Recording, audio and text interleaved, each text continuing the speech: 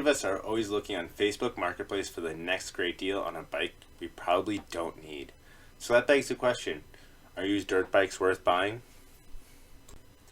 In the last episode we purchased this 1983 XR500 and a 76 TT500 on an 82 YZ250 frame for $420.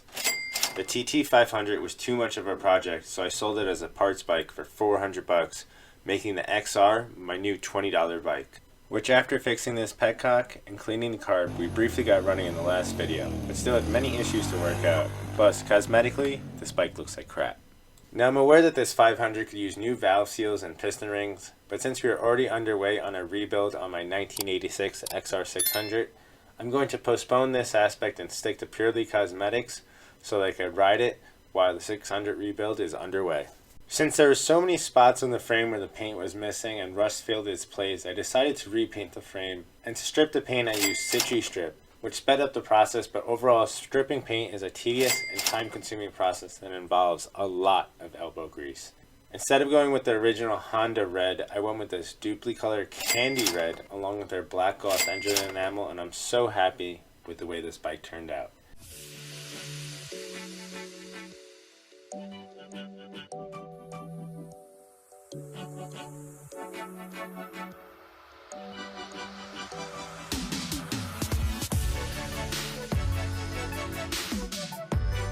Now that the bike is looking decent, it's time to get it running decent as well. The first order of business is to adjust the valves, as the bike only wants to run on choke, which usually means that the intake valves are too tight. I've learned that on these old bikes, nothing is simple, as I was able to get off 3 out of the 4 valve caps, but the last was stripped. My first idea was to JB weld on the 24mm socket, but that didn't work. So next up was to Dremel to create some new edges and to give it a go with a different socket. You got that stuff. Oh my god. Why is this so stuck?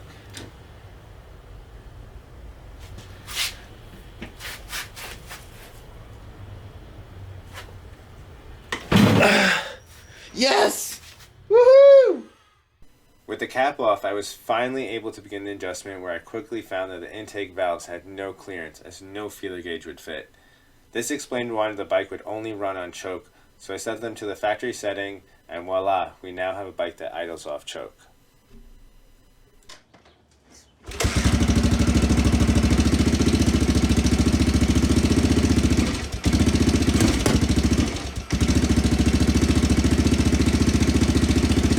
This victory was short-lived, as a quick blip of the throttle revealed a new issue with the carb.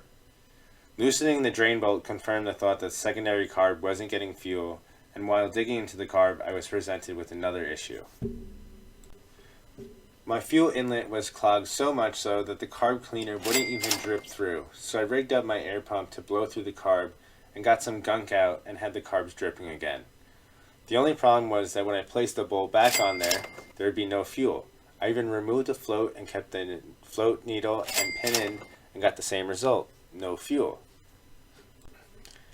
After a lot of head scratching, I concluded that when I place the bowl on the carb, it creates a sealed system, and the pressure of this vacuum system can resist the downward pressure of the fuel line. Since the fuel line into the carb was clean as it was dripping, I figured that the air line into the carb must have been clogged, as this bike has been sitting for who knows how long. Using a combination of carb cleaner and my air pump again, we got this clean as well, and voila, we are back in business.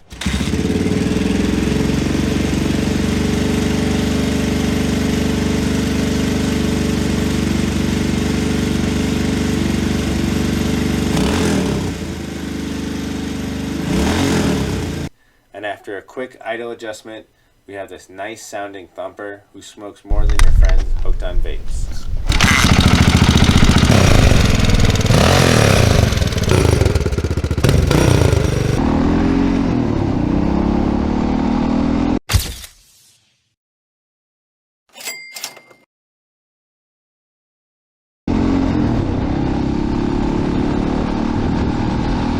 So here we are taking the bike for a local shakedown test before we take it off-road this upcoming weekend. So if you want to see this XR500 off-road, and I'll tease a clip here,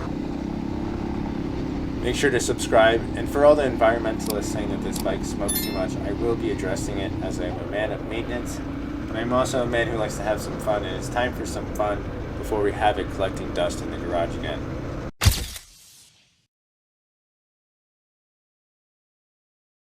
Eventually we will do a proper comparison between this 83 XR500 and my 86 XR600, but overall this bike feels quicker. That might just be due to it running a 48 tooth rear sprocket when the 600 is sporting a 44 tooth rear sprocket. What I do love about this bike though is, and I don't want to jinx it, but it starts first kick, hot or cold, and never shoots back on me like the 600 did. Even when the 600 was working, before it left me stranded on the side of the road, it was always a pain to start. And I would never dare to do it in shoes like I do with this bike.